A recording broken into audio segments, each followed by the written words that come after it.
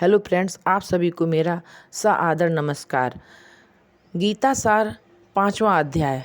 अर्जुन बोले, हे कृष्ण, तुमने पहले कर्मों का त्याग करने को कहा, फिर कर्म की प्रशंसा करते हो। इन दोनों में से जो अधिक हितकर है वह एक बात निश्चय करके बतलाओ। श्री कृष्ण बोले, कर्मों का त्याग और कर्मों का करना ये दोनों ही मोक्ष देने वाले हैं, परंतु इन दोनों में कर्म त्याग से कर्म योग हितकर है। जो किसी से द्वेष नहीं रखता, ना किसी पदार्थ की इच्छा करता है, वह सन्यासी है। ऐसा पुरुष संसार के बंधनों से छूट जाता है। सांख्य और योग को मूर्ख लोग ही पृथक पृथक कहते हैं, पंडित नहीं कहते। जो इन दोनों में से एक में भी अच्छी तरह स्थिर हो जाता है, उसको दोनों का फल प्राप्त होता है। ज्ञान योगियों को जो स्थान मिलता है वही कर्म योगियों को प्राप्त होते हैं।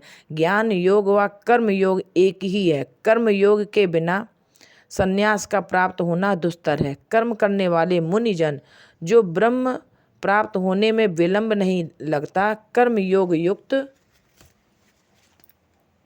शुद्ध अंतःकरण वाला, मन तथा इंद्रियों को जीतने वाला, संपूर्ण प्राणियों में अपनी आत्मा को देखने वाला, कर्म करता हुआ भी कर्म फल में लिप्त नहीं होता।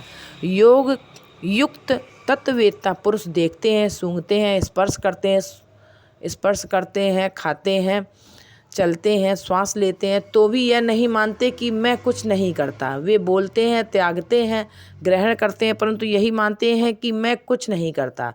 और यह मन धारण करते हैं कि इंद्रियां ही अपने अपने विषयों में बरतती हैं। जो प्राणी ब्रह्म में अर्पण कर संग को त्याग कर कर्म करता है, वह पाप से लिप्त नहीं होता। जैसे कमल पत्र पर जल नहीं ठहरता, योगी जन शरीर से, मन से, बुद्धि से तथा इंद्रियों की आसक्ति से रहित होकर आत्मशुद्धि के निमित्त कर्म करते हैं। योग युक्त पुरुष कर्म फल त्याग कर मोक्ष रूप शांति का लाभ करता है, और वो योग रहित है। वह कर्म की इच्छा के बंधन में न पड़कर कर्म इच्छा के बंधन में पड़ जाता है। सब कर्मों को मन से त्याग करके प्राणी इस वन द्वार इंद्रियों की देह रूपी पुरी में ना कुछ करता है और ना कुछ करता हुआ आनंद पूर्वक रहता है।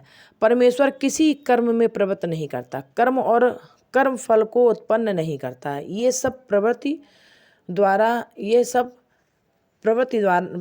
द्वारा होते रहते हैं। परमेश्वर किसी के पुण्य तथा पाप को नहीं लेता।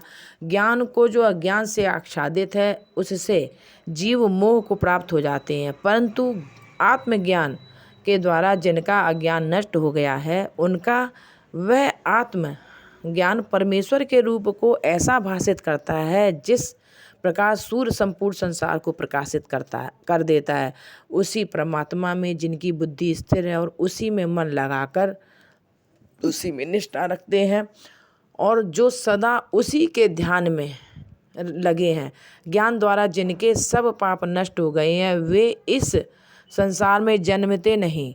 विद्या और विनय से संपन्न ब्राह्मण में गाय में, कुत्ता में और चांडाल में पंडित तन की दृष्टि समान रहती है। जिसके मन में इस तरह की समानता उत्पन्न हो गई है, उन्होंने इस लोक में जन्म मरण रूप संसार को जीत लिया।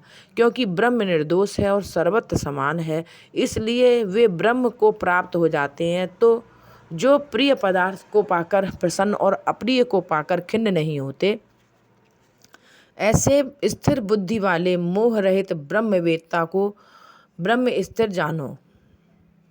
बाहरी पदार्थों में जो चित्त को आसक्त नहीं होने देता, वही आत्म सुख का अनुभव करता है और ब्रह्म में अंतःकरण को मिला अक्षय सुख मोक्ष प्राप्त करता है। वे इंद्रियों के स्पर्श से जो भोग देते हैं, वे वस्तुतः दुखदायी होते हैं। उनका आदि भी है और अंत भी है। हे कौन्तेय, ज्ञानी लोग ऐसे भोगों में रत नहीं होते। शरीर छूटने के पहले जो मनुष्य काम और क्रोध के वेग को सहन करने में समर्थ होता है, वही योगी और सच्चा सुखी है। जो योगी आत्म सुख से सुखी, अंतरात्मा के आनंद से आनंदित और अंतर ज्योति से प्रकाशित है, वह ब्रह्म रूप होकर ब्रह्म निर्वाण मोक्ष को प्राप्त होता है। पाप जिसके नष्ट हो गए हैं, कुबुद्धि दूर हो गई, मन को जिन्होंने वश में कर लिया है, जीव मात्र का जो हित चाहते हैं, ऐसे योगी को ब्रह्म निर्वाण प्राप्त होता है। काम और क्रोध जिनमें नहीं है,